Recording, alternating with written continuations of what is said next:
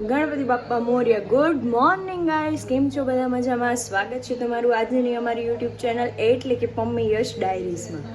તમે લોકોએ જોયા જ હશે અમારા પ્રી નવરાત્રિના લુક. કોણ હતું આપણા બધાના ફેવરિટ એવા જયશ્રી ગઢવી આવ્યા હતા. બહુ ધમાલ કરી. પછી કુર્તાનું બધું અમે તમને બતાવ્યું. હવે આજથી નવરાત્રિ શરૂ થઈ ગઈ તો બધાને નવરાત્રિની હાર્દિક શુભકામનાઓ અમારા તરફથી. ચલો, આજે અમે જવાના છીએ, હું જવાની છું નેલ્સ કરાવવા. તો હું તમને બતાવું કેવા નેલ્સ કરાવવાની છું અને કોની ત્યાં જવાની છું. ચલો જઈએ. તો ગાઈસ, આપણે આવી ગયા છીએ ગોપસી બ્રાઇડલ સ્ટુડિયોમાં, જે આપણા નેલ્સ કરાવવાના છે. હું તમને બતાવી ગયા, એમનું લોકેશન છે ગોપસી બ્રાઇડલ સ્ટુડિયો. અને જઈએ અંદર અને જોઈએ આજે આપણે કયા નેલ્સ કરવાના છે. આપણે સિલેક્શન તો કરી લીધું છે, પણ ત્યાં કલર્સ અવેલેબલ છે કે નહીં આપણે ચેક કરી લઈએ અને પછી કરીએ આપણે આપણા નેલ્સ અને તમને બતાવી દઈએ કેવા કરવાના છે નેલ્સ.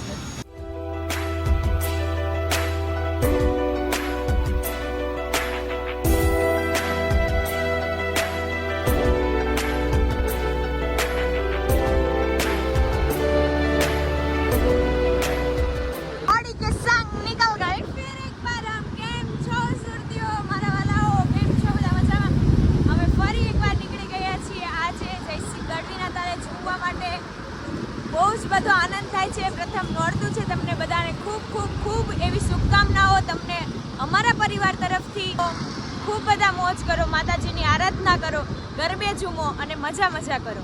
નાસ્તા પાણી કરો, કેમ કે સ્પોન્સર એવા હોય બધાની સોસાયટીમાં તો હોવાના જ.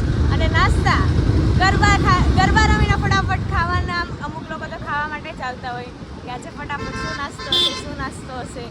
ચલો, આજે ફરી એકવાર અમે રેડી થઈ ગયા છે. જોરદાર એવા જમી કરવીને અમે નીકળી ગયા છીએ રેડી થઈને કેસરિયા 3.0માં જવા માટે, જયશ્રી ગઢવીની સંગાથે ઝૂમવા માટે. આજે અમને ટ્રાફિક પણ નથી નડ્યું, સિગ્નલ પણ નથી નડ્યા, કેમ કે જયશ્રી ગઢવીને કોલ કરી દેવામાં આવ્યો હતો અહીંયાથી કે હું નીકળી ગઈ છું, બધા રસ્તામાં બંધ કરાવી દેજો, ખાલી હું નીકળું એટલો જ તે ગેપિંગ એરિયા ખુલ્લો રાખજો, જેથી કરીને હું ફટાફટ નીકળી શકું અને ત્યાં આવી શકું અને તમે લોકો ફટાફટ પછી કાર્યક્રમ શરૂ થાય. મારા વગર એ લોકો પાછા કરે નહીં, એટલું બધું માન સન્માન આપે આપણને. હું તો કહું કે ભાઈ એવું કાંઈ ન હોય તો તમારે કરી દેવાનું, પણ આ તો હું થોડુંક માન સન્માન રાખે એ લોકો. કંઈ નહીં, ચાલો ફટાફટ મૂકી જાય એટલે એ લોકો પણ લોકોને ઝુમાવતા થઈ જાય અને આપણે પણ ઝૂમીએ. પહોંચી ગયા છીએ કેસરિયા 3.0માં. હવે રમવાના છીએ જયશ્રી ગઢવીના તાલે. ચલો જઈએ અંદર ફટાફટ.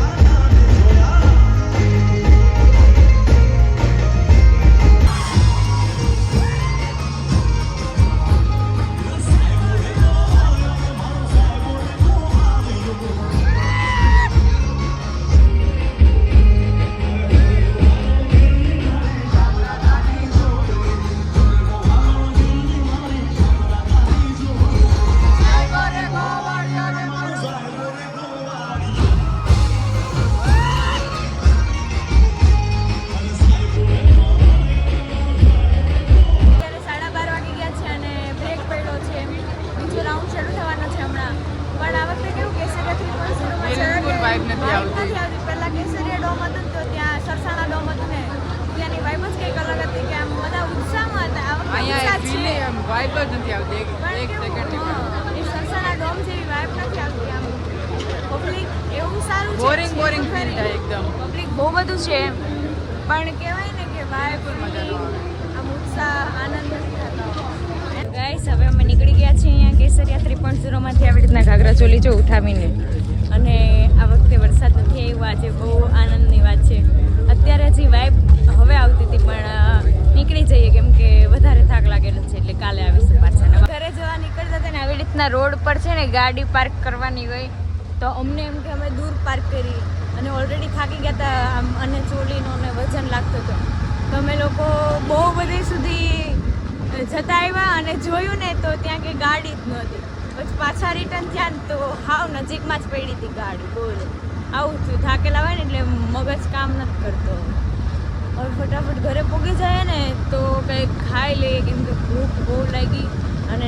આપણી સોસાયટીમાં તો નવરાત્રિ થતી જ હોય એટલે તો ત્યાંના નાસ્તા હોય જ તે તો એ નાસ્તા મમ્મી એણે ઘરે રાખી દીધા હશે અમારા માટે અમારા બંને ભાઈ માટે women તો ફટાફટ આપણે આપણી ઓડીને લઈને નીકળી જઈએ ઘરે જવા માટે ફટાફટ પકડી દેશે આપણને આપણી ઓડી કેમ કે અત્યારે મેં કોલ કરી દીધો કે હું જાઉં છું ઘરે તો રસ્તા ખાલી કરાવી દે તો જોઈ શકો છો તમે રસ્તા ખાલી થઈ જ ગયા એટલે ફટાફટ આપણે પહોંચી જશું અત્યારે તો સિગ્નલ ઓલરેડી બંધ જ હોય એટલે ફટાફટ પહોંચી જઈએ ચાલો સોનતારાની માં બની ગઈ છું જો તમારા છોકરાને પીવડાવવા હોય કે વહેલા સુવડાવી દેવા હોય કે ખવડાવવું હોય તો ફટાફટ એમને આ વિડીયો બતાવી દો એટલે ફટાફટ ખાઈ લે ને ભૂલી જાઓ